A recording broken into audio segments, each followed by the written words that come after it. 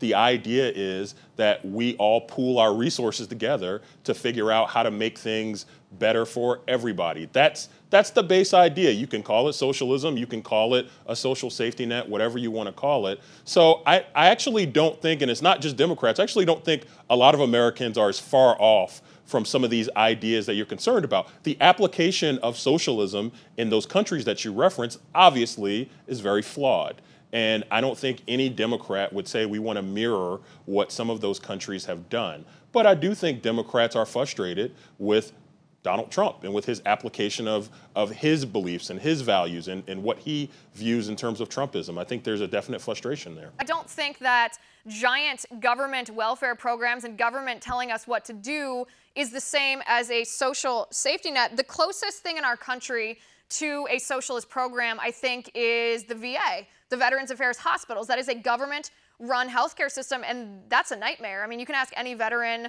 out there. They don't have positive things to say about the VA. There's scandal after scandal, whether it's financial fraud, whether it's secret waiting lists, whether it's veterans on secret waiting lists, whether those veterans are dying. I mean, that's the closest thing we have to socialism, and even that doesn't work. But so, Liz, here's my thought, though, okay? So I get that you want to talk about socialism, you want to frame this as a democratic idea. But let's just talk big picture, though, about the economy and what works and what doesn't work. Are you still willing to go out on a limb and say that President Trump and his economic remedies for our country are working? Because would I be wrong in suggesting that the wage disparity between the black unemployment rate is very low, and it's been trending low for years, starting with President Obama. Yes, so thanks Obama for that. And it's even lower under Trump. And I'm glad. I am very glad that President Trump has not screwed up, has not broken the good china in the kitchen. Good job. Okay. But my bigger point here is, are we sure that President Trump and his massive tax cut, which, by the way, is becoming less and less popular? You want to talk about poll numbers? Go look at the poll numbers on that. It's getting very ugly. Who's keeping more of their money? Republicans are going to have to defend that.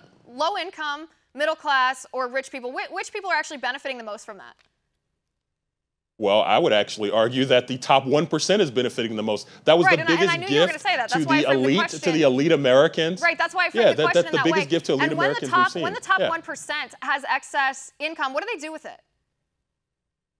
Well, in your world, Liz, which I appreciate, you know you're my friend, in your world, the top 1% will redistribute that and share that through job growth and whatnot. Yeah. But we all know that's actually not exactly what happens. We've literally seen that happen. As soon as the tax reform bill was passed, as soon as the tax reform bill was passed, big companies who had tax cuts gave bonuses and raises to their employees. They even raised minimum wage to what Democrats have been fighting for, $15 an hour.